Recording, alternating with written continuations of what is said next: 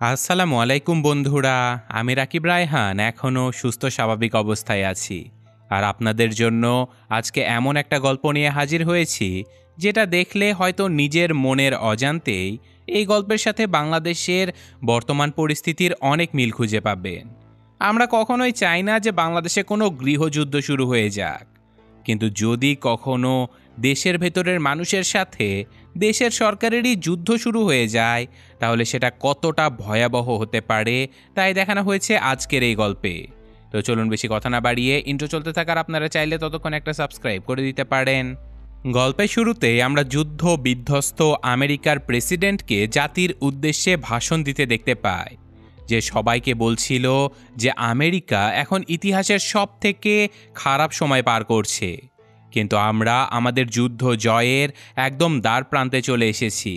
আসলে আমেরিকাতে একটা ভয়ঙ্কর গৃহযুদ্ধ শুরু হয়ে গিয়েছিল, আর এখন দেশের সাধারণ লোকজন এবং একদল বিদ্রোহী আর্মি অফিসারেরা মিলে ওয়েস্টার্ন ফোর্স নামের একটা মিলিটারি সংগঠন তৈরি করে ফেলেছিল, আর তারা সবাই সরকারকে ক্ষমতাচ্যুত করার জন্য যুদ্ধে নেমে পড়েছিল। কারণ আমেরিকার সরকার ততদিনে একজন ভয়ঙ্কর স্বৈরশাসকে রূপান্তরিত হয়েছিল। সে আইন পরিবর্তন করে 3বার ক্ষমতা দখল করেছিল, দেশ থেকে গণতন্ত্র বিলুপ্ত করে ফেলেছিল, কিন্তু তবুও প্রেসিডেন্ট জনগণের উদ্দেশ্যে বলতে থাকে যে আপনারা কোনো চিন্তা করবেন না, কারণ আমেরিকান আর্মি খুব শীঘ্রই বিদ্রোহীদেরকে খতম করে ফেলবে, দেশ আবারও স্বাভাবিক হয়ে যাবে। আর এখন আমাদের লিনা নামের একজন সাংবাদিককে দেখানো হয় যে কিনা প্রেসিডেন্টের এইসব বক্তব্য টেলিভিশনে দেখছিল, আর তখনই তার বিল্ডিং থেকে বেশ খানিকটা দূরে একটা ভয়ঙ্কর বিস্ফোরণ ঘটে। আর এখন আমাদের পরদিন সকালে আমেরিকার বড় বড় শহরগুলো দেখানো হতে থাকে, যেখানে গাড়ি ঘোড়া চলাচল সম্পূর্ণভাবে বন্ধ করে দেয়া হয়েছিল। জরুরি প্রয়োজনে মানুষেরা কেবলমাত্র সাইকেল ব্যবহার করতে পারত, আর তাছাড়াও মানুষজনকে কোনো কাজ ছাড়া বাইরে বেরোতে নিষেধ করা হয়েছিল। শুধু তাই নয়, কলিং এবং ইন্টারনেট সেবাও বন্ধ করে দেয়া হয়েছিল। আর এইসব কিছুর মধ্যেই লিনা চলে যায় একটা আন্দোলনের ফুটেজ কভার করার জন্য। আসলে আমেরিকার সাধারণ কিছু লোকজন খাবার, পানি ইত্যাদি সেবার জন্য আন্দোলনে নেমে পড়েছিল, আর এইসব আন্দোলনের ছবি তোলার জন্য একটা বাচ্চা মেয়েও এসেছিল, যার নাম ছিল জেসি। আসলে এই মেয়েটা অনেক বড় একজন সাংবাদিক হতে চায়, কিন্তু আন্দোলনের ভেতরে থাকা পুলিশ অফিসারেরা সাধারণ মানুষের আন্দোলন নষ্ট করে দেবার জন্য তাদের উপরে ভয়ঙ্কর লাঠিচার্জ শুরু করে দেয়। লিনা সহ বাকি সাংবাদিকেরা ইউনিফর্ম পরে থাকার কারণে লাঠিচার্জ থেকে বাঁচতে পারলেও জেসি পুলিশের হামলার শিকার হয়ে যায়।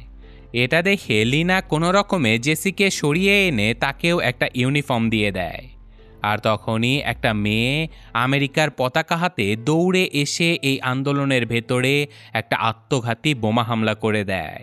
আসলে এমন ভয়ঙ্কর পরিস্থিতির মধ্যেও আমেরিকার সরকারের কিছু অন্ধভক্ত ছিল, যারা তাদের প্রেসিডেন্টকে বাঁচানোর জন্য নিজেদের জীবন দিয়ে হলেও বিদ্রোহীদেরকে দমন করতে নেমেছিল। কারণ প্রেসিডেন্ট এইসব সাধারণ মানুষদের ব্রেন ওয়াশ করে তাদেরকে বুঝিয়েছিল যে যারাই প্রেসিডেন্টের বিরোধিতা করবে তারা সবাই দেশদ্রোহী, আর তাদেরকে মেরে ফেলায় যেন এই সব কিছুর সমাধান। তো যাই হোক, এই ভয়ঙ্কর হামলায় অনেকগুলো মানুষ ঘটনাস্থলে মারা যায়, আর লিনা স্বাভাবিকভাবেই এই সবগুলো ছবি তুলে নিয়ে রাতের বেলা একটা হোটেল রুমে চলে আসে। আসলে এই শহরে আসা সকল সাংবাদিকেরা মূলত এই হোটেলটাতে উঠেছিল নিরাপদে থাকার জন্য। আর এখানে লিনার সহকর্মী জুয়েল নামের আরেকজন সাংবাদিকের সাথে আমাদের পরিচয় করিয়ে দেয়া হয়, আর তারা সবাই আবার স্যামি নামের একজন সিনিয়র সাংবাদিকের সাথে বর্তমান পরিস্থিতি নিয়ে গল্প করছিল। আসলে ততদিনে ওয়েস্টার্ন ফোর্স অনেক বেশি শক্তিশালী হয়ে গিয়েছিল, আর এখানে লিনা সিদ্ধান্ত নেয় যে তারা 3জন আগামীকাল ওয়াশিংটন ডিসিতে গিয়ে প্রেসিডেন্টের একটা এক্সক্লুসিভ ইন্টারভিউ নেবে। কিন্তু এই কথা শুনে স্যামি বলে ওঠে যে কখনো না, ডিসিতে যাওয়া মানে নিজেদের জীবন হারানো, কারণ এই প্রেসিডেন্ট সাংবাদিকদেরকেও নিজের শত্রু মনে করত। প্রেসিডেন্ট ভাবত যে সাংবাদিকেরা সকল সত্য কথা মানুষের সামনে প্রচার করে দিচ্ছিল বলেই মানুষেরা তার বিরুদ্ধে চলে গিয়েছে। কিন্তু এত সব কিছু জানার পরেও তারা আমেরিকার নাগরিকদের সত্য খবর জানানোর জন্য নিজেদের জীবনের রিস্ক নিয়ে আগামীকাল ডিসিতে যাবার জন্য রাজি হয়ে যায়। আর এইসব প্ল্যান শেষ করে যাবার সময় লিনার সাথে দেখা করতে সেই ছোট্ট মেয়ে জেসি চলে আসে। আসলে এই বাচ্চা মেয়েটা লিনার অনেক বড় ভক্ত ছিল, কারণ লিনা দেশের অনেক নামকরা সাংবাদিক ছিল। সেদিন গল্পে গল্পে লিনার সাথে এই মেয়েটার অনেক ভালো বন্ধুত্ব হয়ে যায়, যার ফলস্বরূপ পরদিন জেসি তাদের সাথে ওয়াশিংটন ডিসিতে যাবার জন্য অনুরোধ করতে থাকে। জুয়েল তার অনুরোধ রাখতে মেয়েটাকে তাদের সাথেও নিয়ে নেয়, কিন্তু লিনা কোনোভাবেই এত বিপজ্জনক কাজে এই বাচ্চা মেয়েটাকে নিতেই চাচ্ছিল না। কিন্তু তবুও জুয়েল তাকে বুঝিয়ে শুনিয়ে ফাইনালি তারা তিনজন বেরিয়ে পড়ে ওয়াশিংটন ডিসির উদ্দেশ্যে। যদিও বর্তমান সময়ে সাধারণ মানুষ কোনো গাড়ি ব্যবহার করতে পারত না, কিন্তু বিশেষ সুবিধা বলে সাংবাদিকেরা সীমিত পরিসরে গাড়ি ব্যবহার করতে পারত। তো যাই হোক, তারা যে রাস্তা দিয়ে যাচ্ছিল সেই রাস্তায় তখনও দগদগে হয়ে দেখা যাচ্ছিল গৃহযুদ্ধের ভয়ঙ্কর ধ্বংসলীলা। তারা কোনো রকমে বেশ খানিকটা পথ পেরিয়ে এসে একটা পেট্রোল পাম্পের সামনে নিজেদের গাড়িতে পেট্রোল ভরানোর সিদ্ধান্ত নেয়, কিন্তু সেখানে থাকা লোকজনেরা বন্দুক হাতে নিয়ে দাঁড়িয়েছিল বলে তারা প্রথম বেশ ভয় পেয়ে যায়। কিন্তু যেহেতু তাদের পেট্রোল নিতেই হতো, তাই তারা এই লোকদের কাছে গিয়ে তাদেরকে অনেক টাকা অফারও করে। কিন্তু তারা তবুও পেট্রোল দেওয়ার জন্য রাজি হচ্ছিল না, কারণ ততদিনে আমেরিকার ডলার প্রায় মূল্যহীন হয়ে গিয়েছিল। এই সময় একটা বার্গার খেতে গেলেও প্রায় $300 প্রয়োজন পড়ত। তাই সুযোগ বুঝে লিনা এই লোকগুলোকে $300 দিয়ে গাড়িতে পেট্রোল ভরিয়ে নেয়। কিন্তু তখনই বাচ্চা মেয়েটা পেট্রোল পাম্পের পেছনে কিছু একটা দেখে সেখানে ছুটে চলে যায়। আর তার পিছু পিছু লিনাও সেখানে গেলে দেখতে পায় যে সেখানে দুজন মানুষকে ভয়ঙ্করভাবে মেরে ঝুলিয়ে রাখা হয়েছে। মানুষ দুটো তখনও জীবিত ছিল, আর তখনই সেখানে আরেকজন লোক এসে তাদেরকে বলে যে এই লোক দুটো আসলে ডাকাতি করতে এখানে এসেছিল, তোমরা যদি বলো তাহলে গুলি করে এদেরকে এখানে মেরে ফেলি। কিন্তু লিনা তাকে বলে যে কোনো দরকার নেই, তার থেকে বরং তুমি লোক দুটোর মাঝে দাঁড়াও, আমি তোমার একটা ছবি তুলে নেই। এই কথা বলে লিনা তাদের বেশ কয়েকটা ছবি তুলে নিয়ে আবারও নিজেদের যাত্রায় বেরিয়ে পড়ে। কিন্তু পথিমধ্যে এমন ভয়ঙ্কর দৃশ্য দেখার কারণে জেসি প্রচণ্ড ট্রমাটাইজ হয়ে পড়েছিল। সে আফসোস করছিল কারণ সে লোক দুটোকে বাঁচাতে পারেনি। কিন্তু লিনা তাকে শান্তভাবে বলে দেয় যে আমরা হলাম সাংবাদিক, আমাদের কাজ ঘটনা যা ঘটছে সেটা মানুষের সামনে তুলে ধরা, যাতে করে সাধারণ মানুষ বা আইন শৃঙ্খলা বাহিনী এইসব কিছুর বিরুদ্ধে অবস্থান নেয়। আমরা আসলে নিজেরা কোনো কিছুর বিরুদ্ধে অবস্থান নিতেই পারি না। এইসব কথা বলতে বলতে তারা ধ্বংসপ্রায় আমেরিকার মধ্যে দিয়ে আরও বেশ খানিকটা পথ এগিয়ে যায়। আর কিছু দূর এগিয়ে যেতেই লিনা সেখানে একটা বিধ্বস্ত হেলিকপ্টার দেখতে পায়, তাই সে জেসিকে সাথে করে নিয়ে যায় সেই হেলিকপ্টারের কয়েকটা ছবি তোলার জন্য। আসলে লিনা জেসিকে একটা ছোটোখাটো ট্রেনিং দিচ্ছিল যে কিভাবে এমন বিধ্বংসী ঘটনাগুলোর ছবি তুলতে হয়। তো এখন এইসব ট্রেনিং শেষ করতে না করতেই রাত হয়ে গিয়েছিল, আর তারা রাতের বেলা একসাথে বসে আমেরিকার এমন ভয়ঙ্কর অবস্থার ব্যাপারে অনেক আফসোস করছিল। আর তখনই সেখানে জুয়েল এসে তাদেরকে দূরের একটা জায়গা দেখাতে থাকে যেখানে ভয়ঙ্কর গোলাগুলি আর বোমা বর্ষণ হচ্ছিল। তারা এখনই সেখানে গিয়ে সংবাদ সংগ্রহ করতে চাচ্ছিল, কিন্তু লিনা তাদেরকে বলে যে আজকে নয়, কালকে সকাল অবধি যদি যুদ্ধ ওখানে চলতেই থাকে তাহলে আমরা অবশ্যই যাব। আর যথারীতি পরদিন সকালে তারা সেই যুদ্ধক্ষেত্রে পৌঁছে যায়। সেখানে আসলে ওয়েস্টার্ন ফোর্সের সাথে আমেরিকার আর্মির সম্মুখ যুদ্ধ চলছিল। আর এটাই ছিল জেসির জন্য প্রথম সুযোগ সম্মুখ যুদ্ধের ফটো সংগ্রহ করার। তাই সে অনেক সাহসের সহিত বেশ কয়েকটা ছবি তুলে ফেলে, যার মধ্যে সে ওয়েস্টার্ন ফোর্সের একজন সৈন্যের বুকে গুলি লাগা থেকে তার মারা যাওয়া অবধি সকল ছবিগুলো তুলে ফেলে। তাদের ছবি তোলা শেষ হলেও যুদ্ধ তখনও শেষ হয়নি, কারণ ওয়েস্টার্ন ফোর্সের আর্মিরা নিজেদের সৈন্যকে হারিয়ে যেন আরও বেশি শক্তিশালী হয়ে গিয়েছিল। তারা মুহূর্তের মধ্যেই সেই সম্পূর্ণ বিল্ডিংয়ে থাকা কয়েকজন আমেরিকান সৈনিককে মেরে বাকি কয়েকজন সৈনিককে জীবিত গ্রেফতার করে ফেলে। আর তারপর মেশিন গানের মাধ্যমে সেই সৈনিকগুলোকে গুলি করে ঝাঁঝরা করে দেয়া হয়। এরপর তারা চলে আসে একটা স্টেডিয়ামের ভেতরে, যেখানে ঘরবাড়ি হারানো মানুষজনেরা তাঁবু খাটিয়ে বসবাস শুরু করে দিয়েছিল। তারা আজকে রাতে এখানেই থাকার সিদ্ধান্ত নেয়। আর এখানে লিনা জেসির সাথে গল্প করতে করতে তাকে বেশ কিছু উপদেশ দেয়, যেমন যুদ্ধক্ষেত্রে প্রত্যেকটা মুহূর্তের ছবি তার ক্লিক করা উচিত, কারণ 20-30টা ছবির মধ্যে যে কোনো একটা ছবি হয়তো এতটা ভালো হবে যে একটা ছবি পুরো দেশের ভবিষ্যৎ পরিবর্তন করে দেবে। এসব গল্পসল্প করে তারা সেদিনের রাতটা ভালোভাবে সেখানে কাটিয়ে পরদিন আবারও বেরিয়ে পড়ে ওয়াশিংটন ডিসির উদ্দেশ্যে। যাবার পথে জেসি রাস্তাঘাট সহ তার সফর সঙ্গীদের বেশ কয়েকটা সুন্দর সুন্দর ছবি তুলে নেয়। আর তারপর হঠাৎ করে তারা শহরের এমন একটা জায়গাতে পৌঁছে যায় যেখানে যুদ্ধের কোনো ছিটে ফোঁটাও ছিল না, সব কিছুই অনেক স্বাভাবিক ছিল। এটা দেখে জুয়েল ভাবতে থাকে যে তারা টাইম ট্রাভেল করে আবার অতীতে চলে যায়নি তো যাই হোক, তারা বুঝতে পারে যে এটা আসলে একটা টুয়াইলাইট জোন। এখানকার মানুষেরা যুদ্ধে যায়নি, তাই আর্মিরাও এখানে হামলা করেনি। তাই তারা একটু স্বাভাবিক হবার জন্য একটা শপিং মলের ভেতরে ঢুকে বেশ কিছু জামা কাপড় কিনে নেয়। আর এই প্রথমবার নতুন একটা জামা পরে ছবি তোলার সময় প্রথমবারের মতো লিনাকে আমরা কিছুটা হাসি খুশি দেখতে পাই। শপিং করা শেষে বাইরে এসে লিনা স্যামির সাথে গল্প করতে থাকে যে এই জায়গাটা কত অদ্ভুত, তাই না? আমাদের এলাকাটা তো কত আগেই ধ্বংস হয়ে গেছে। স্যামি বলে যে এই এলাকাটাকে নিরাপদে রাখার জন্য ছাদের উপরে সব সময় কয়েকজন স্নাইপার প্রস্তুত থাকে, তাই চলো বেশিক্ষণ এখানে না থেকে বেরিয়ে যাওয়া যাক।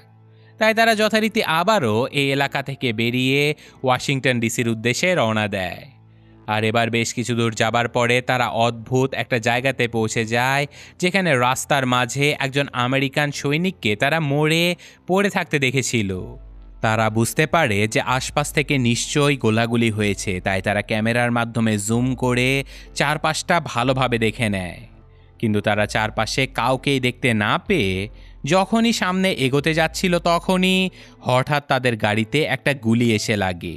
তারা নিজেদের প্রাণ বাঁচানোর জন্য দ্রুত একটা জায়গাতে লুকিয়ে পড়ে, আর সেখানে তারা দেখতে পায় যে দুজন আমেরিকান সৈনিক সেখানে লুকিয়ে লুকিয়ে স্নাইপিং করছিল অদৃশ্য একজন শত্রুর সাথে, যে কিনা তাদেরকে মারতে চায়। আসলে এখানকার একটা বাড়ির ভেতরে কেউ একজন আটকা পড়ে গেছে, আর সে নিজে বাঁচার জন্য এখানে আসা সবাইকে মারতে থাকে। আর এই আর্মি অফিসারেরা নিজেদেরকে বাঁচানোর জন্য সেই লোকটাকে মারার চেষ্টা করছিল। এভাবেই চেষ্টা করতে করতে সৌভাগ্যবশত আর্মি অফিসারেরা সেই লোকটাকে মারতে সক্ষম হয়। আর এখন তারা সবাই আবারও নিরাপদে বেরিয়ে পড়ে এই এলাকা থেকে। কিন্তু বেশ খানিকটা পথ এগোনোর সাথে সাথে তারা খেয়াল করে যে একটা গাড়ি তাদের পেছনে এলোপাথারিভাবে ধাওয়া করছে। তারা সবাই প্রচণ্ড ভয় পেয়ে যায়, কিন্তু সেই গাড়িটা আসলে তাদের পাশে আসতেই তারা দেখতে পায় যে গাড়ির ভেতরে আসলে তাদেরই একজন বন্ধু টনি এসেছিল তাদের সাথে দেখা করার জন্য। আসলে গত কয়েকদিন আগে জুয়েল টনির সাথে ড্রিঙ্কস করতে করতে যখন মাতাল হয়ে গিয়েছিল তখনই সে মুখ ফসকে টনিকে বলে দিয়েছিল যে তারা ওয়াশিংটন ডিসিতে যাচ্ছে। আর এই জন্যই মূলত টনি তাদের সাথে দেখা করতে এসেছিল। তো এখানে মজা করতে করতে টনি চলন্ত গাড়ির ভেতর থেকে তাদের গাড়ির ভেতরে চলে আসে, আর এটা দেখে কৌতূহলী জেসিও এই গাড়ি থেকে লাফিয়ে পাশের গাড়িতে চড়ে বসে। আর এখানে তারা অ্যাডভেঞ্চার করার জন্য টনির বন্ধু জেসিকে সাথে করে নিয়ে দ্রুত গাড়ি চালিয়ে সেখান থেকে চলে যায়। লিনাদের গাড়ি একটা দুর্ঘটনায় পড়তে পড়তে বেঁচে যায়, তাই কিছুক্ষণের মধ্যে লিনা তার সামনে থেকে জেসিকে নিয়ে যাওয়া সেই গাড়িটা হারিয়ে ফেলে। তাই লিনা জেসির জন্য প্রচণ্ড চিন্তিত হয়ে পড়েছিল। তাই তারা দ্রুত এখান থেকে বেরোনোর জন্য যখন এগিয়ে যাচ্ছিল তখনই বেশ খানিকটা পথ পেরোনোর পরে লিনা দেখতে পায় যে জেসিদের ওই গাড়িটা রাস্তার পাশে থামিয়ে রাখা হয়েছে। তারা বুঝতে পারে যে এখানে নিশ্চয়ই কিছু একটা ঘটেছে, তাই তারাও গাড়ি থামিয়ে সামনে এগিয়ে যেতেই দেখতে পায় যে এখানে কয়েকজন আর্মি অফিসার শত শত মানুষকে মেরে সেগুলোকে মাটিতে পুঁতে ফেলার জন্য এসেছিল। আর এই আর্মিরা জেসি আর টনির বন্ধুকে বিদ্রোহী মনে করে তাদেরকেও ধরে নিয়ে গিয়েছিল। এটা দেখে 7-5 না ভেবেই লিনা, জুয়েল এবং টনি তাদেরকে বাঁচানোর জন্য সেই আর্মি অফিসারদের সাথে কথা বলতে চলে যায়। কিন্তু আগেই বলেছিলাম যে সরকারের পক্ষের সকল লোকেরা মিডিয়াকে তাদের শত্রু মনে করত। তাই এই অফিসারেরা যখন জানতে পারে যে তারা সবাই সাংবাদিক, তখনই কোনো কিছু জিজ্ঞাসা না করে সবার আগে তারা টনির সেই বন্ধুটাকে মেরে ফেলে। এটা দেখে উপস্থিত সবাই প্রচণ্ড ভয় পেয়ে যায় আর জুয়েল অফিসারকে শান্ত হতে বলে আর সে বুঝাতে থাকে যে তারা সবাই আমেরিকান, তারা কোনো বিদ্রোহী নয়। কিন্তু এখানে অফিসার যখন জানতে পারে যে টনি একজন চাইনিজ ছিল, তখনই সাথে সাথে সে টনিকেও মেরে ফেলে। জুয়েল বুঝতে পারে যে আজকে হয়তো তারা সবাই মরতে চলেছে, কিন্তু তখনই তাদেরকে বাঁচানোর জন্য স্যামি সেখানে এসে গাড়ি দিয়ে সেই অফিসার দুজনকে উড়িয়ে দিয়ে তাদেরকে নিয়ে পালিয়ে যেতে থাকে। কিন্তু তখনই আরেকজন আর্মি অফিসার এসে সেই গাড়ির দিকে এলোপাথারি গুলি বর্ষণ করতে থাকে আর দুর্ভাগ্যবশত সেই গুলির আঘাতে বেচারা স্যামি ভয়ঙ্কর আহত হয়ে যায়। তারা সবাই স্যামিকে বাঁচানোর অনেক চেষ্টা করে, কিন্তু এই ধ্বংসপ্রায় আমেরিকাতে না তো কোনো হাসপাতালে সেবা ছিল, না তাদের কাছে কোনো ঔষধপত্র ছিল। তাই রাত হতে হতে চারিদিকে আগুনে জ্বলতে থাকা এই ভয়ঙ্কর ধ্বংসলীলার মধ্যেই নিজের শেষ নিঃশ্বাস ত্যাগ করে স্যামি। আর এখন সকাল হতে হতে তারা সবাই পৌঁছে যায় ওয়েস্টার্ন ফোর্সের আর্মি ক্যাম্পে।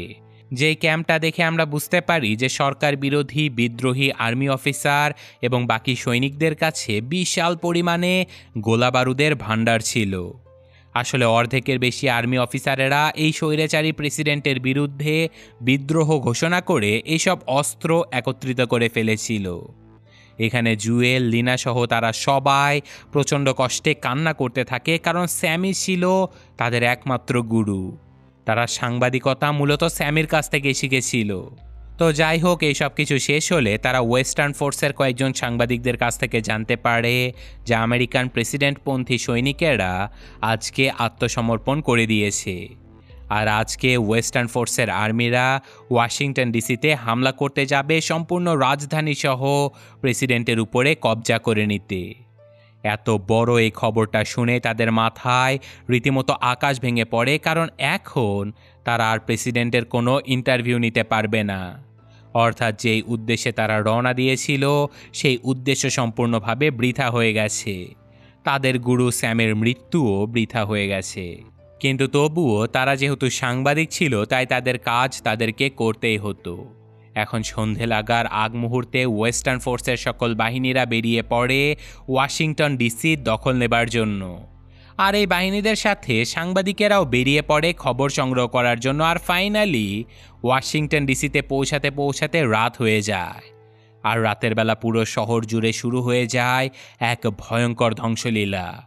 এক এক করে সকল আর্মি অফিসারেরা সরকারি স্থাপনাগুলোতে ভয়ঙ্কর ধ্বংসলীলা চালাতে থাকে। আর এই সব কিছুর ছবি তোলার জন্য জেসি নিজের জীবনের ঝুঁকি নিয়ে সবার সামনে এগিয়ে যেতে থাকে। ফাইনালি সকল আর্মি অফিসারেরা হোয়াইট হাউসে গিয়ে হামলা শুরু করে দেয়। হোয়াইট হাউসের সকল নিরাপত্তা ভেদ করে আর্মিরা যখন ভেতরে পৌঁছে গিয়েছিল, তখনই তারা জানতে পারে যে প্রেসিডেন্ট এখনও হোয়াইট হাউসের ভেতরেই রয়েছে। তাই তারা সিদ্ধান্ত নেয় যে এই প্রেসিডেন্টকে যে সবার আগে দেখতে পারবে সেই তাকে মেরে ফেলবে। কিন্তু তখনও প্রেসিডেন্টকে রক্ষা করার জন্য তার ব্যক্তিগত বডিগার্ডেরা প্রেসিডেন্টের সাথেই ছিল। কিন্তু কিছুক্ষণের মধ্যেই হোয়াইট হাউসের ভেতর থেকে বেশ কয়েকটা বুলেট প্রুফ গাড়ি দ্রুত গতিতে আর্মিদের সামনে চলে আসে। আর্মিরা গাড়িতে এলোপাথারি গুলিবর্ষণ শুরু করে দেয়। আর গাড়ির ভেতর থেকে বেশ কয়েকজন বডিগার্ড এবং প্রেসিডেন্টের ঘনিষ্ঠ ব্যক্তিরা স্যারেন্ডার করে দিলেও আর্মিরা তাদের সবাইকেই মেরে ফেলে।